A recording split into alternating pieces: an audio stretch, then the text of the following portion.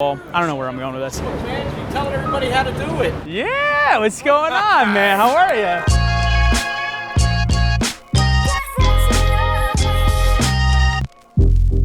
Let's say 10 airplanes that they're trying to remove from their inventory. They're trying to sell it, right? They need to move off old inventory, the old airplanes, and to get new planes or whatever. But they can't sell them, nobody wants their planes. Let's pretend the planes are worth $10 million a piece, $100 million worth of airplanes. A big media buying agency will step in and they'll go, hey, you're trying to get rid of those planes? Yeah. What if we bought those planes from you? But I want a 3-year or 5-year contract that says that you will buy $130 million worth of our media directly from us, guaranteed. Great, you just basically finance my airplanes and I get media out of it. Cool.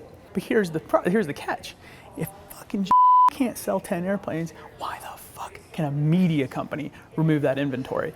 At some point, dude, all it takes the market to just do this for a minute, and then all of a sudden they're holding the bag with all this crap that's not in their industry that they can't remove, that nobody wants, and you have future media contracts, not shit that's paying you now.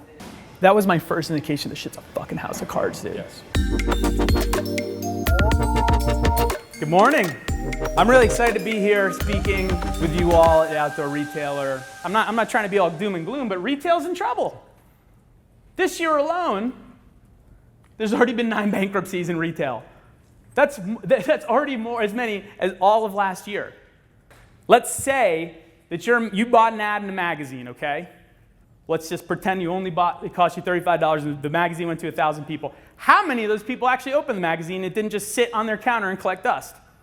Of the people that actually opened that magazine, how many of them flipped to your ad in page 27?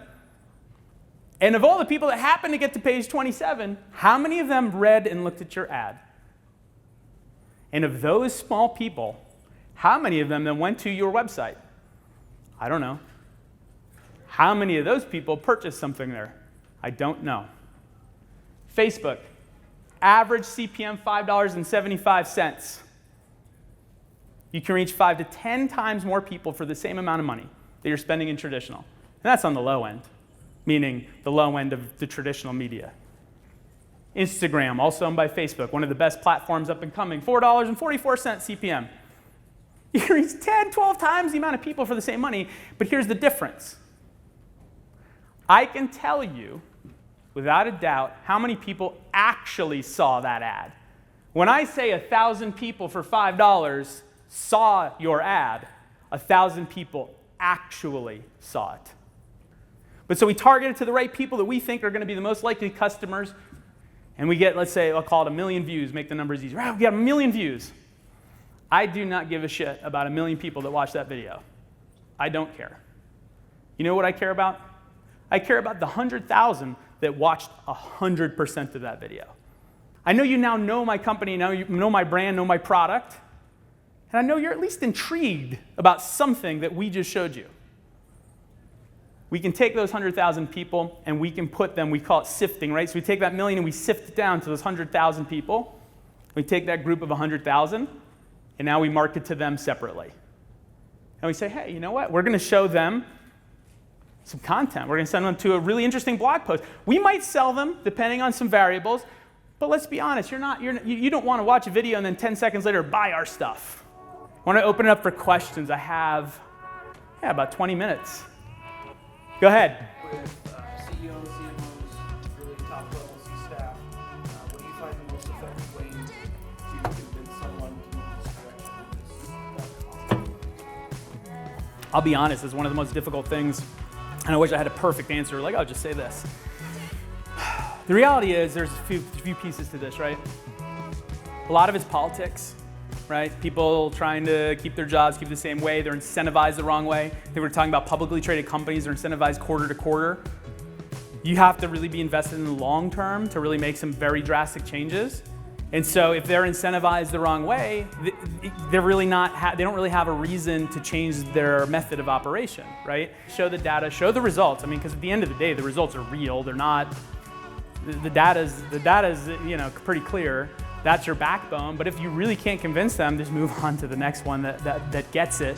Because unfortunately, there's still going to be people that really push against it, and they're the ones that are going to lose.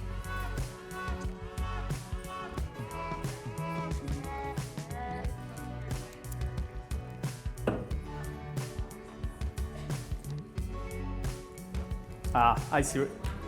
Yeah. So this is something that comes up often, right? Because I know where this is going, right? You don't want to piss off your retail partners, right? Because everybody's worried. Well, shit. If I start selling directly, they're going to get angry. They're not going to want to carry my product.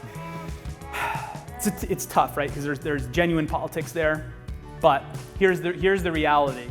If you're not willing to take a little bit of short-term risk and say, and you got to be clear to your retailers, say why we're doing it. Maybe you can come up with some model in which they actually benefit. But if you're not going to do that, you're totally reliant on their businesses and their business model for the future. And then you control really nothing. And you can end up in a situation where your biggest retailers, like a sports authority, go out of business, and then you're scrambling, right? So not that you're going to offset 100% of those costs by having your own direct-to-consumer channel, but you own your own IP, you own that channel. And so as things shift, as things change, you can continue to scale that up and change the weight of the scales, right? Last one, are we wrapping it up? All right, awesome. Thank you guys so much. I really appreciate your time. Thank you for coming. Thank you. Thanks for coming. Thank you. Oh, absolutely. Pleasure. Thank you so much for coming. Hey, thanks for coming, man. I appreciate it. I just wanted to get your take on where your time is being spent and how you're doing it personally. Yeah. Instagram stories is key. Instagram Do you as go well. live anymore? Almost so many hours in the day. But I've tested it twice where I've, through stories, talked about, oh, hey, Thursday at 1 o'clock, I'm gonna go live, Q&A, right. and I promote it for 3 or 4 days, and then I go live, I get substantially more people to show up. Then just like Than hitting just, the live and going somebody live. says, yeah. Anyways, wanted to get your opinion. I know you're a busy guy. Yeah, but no worries, man. Cool, man. Appreciate Well, it. I'm following you now, and Yeah. I just sent you a DM, but Awesome. cool. We don't do cards, but we, I usually don't, but people want them. here's a I love it, dude. sticker. I love it. So, Thank anyway, you. Put it on the laptop. Tomorrow night, too. I don't know if you're around, but we're doing a little like private networking event, 5 to 8. Feel free to stop in.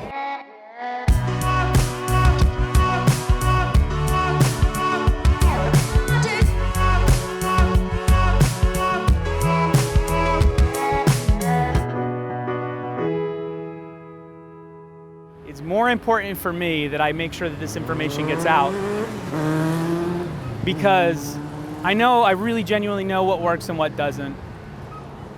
And if I keep that information to myself, I'm not helping anybody. Because obviously I talk a lot and I'm saying like, look, like here's the problems, blah, blah, blah. Like here's what you do. I said, look, man, like I feel obligated to give this information away, right? Like I feel like it's my duty to make sure people know it. And of course, through that, I hope people do business with me. But if they don't, and I change someone else's business, man, that feels so good to me. If I help all of the businesses in this room grow or become bigger, or be sustainable. I don't know where I'm going with this. Man, you telling everybody how to do it. Yeah, what's going on, man? How are you? I'm doing well. How about yourself? Good, man. What's I'm your a name? manufacturer. I'm Kevin. But Kevin. I saw you on Facebook. Oh, amazing, man. Thank you. You get a lot of people show up and We go to did. class? Oh yeah, we did. Good. We did. We Good, almost man. filled the room, man. Thank All you. right, good Hey, job. good to meet you guys. That's awesome. That made my day. It's just, man, this has just been such a great trip. I mean, it's super successful, and I'm pumped, man. I'm pumped.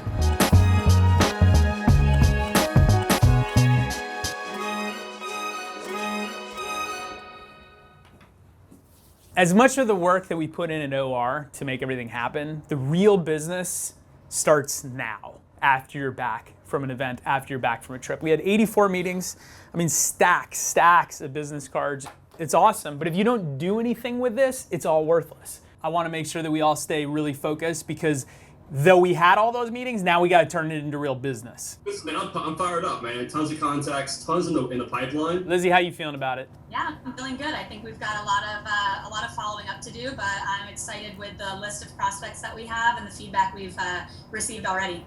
What really matters now is the follow-up, the follow-through. It's spreadsheets, it's CRMs, it's sales calls, it's biz dev, it's presentations. It's the non-sexy stuff, but really now we get into the actual business, but this is what creates the impact. This is how we grow the company. This is how we help all those people, those 84 companies that we met. This is where the real business starts to happen.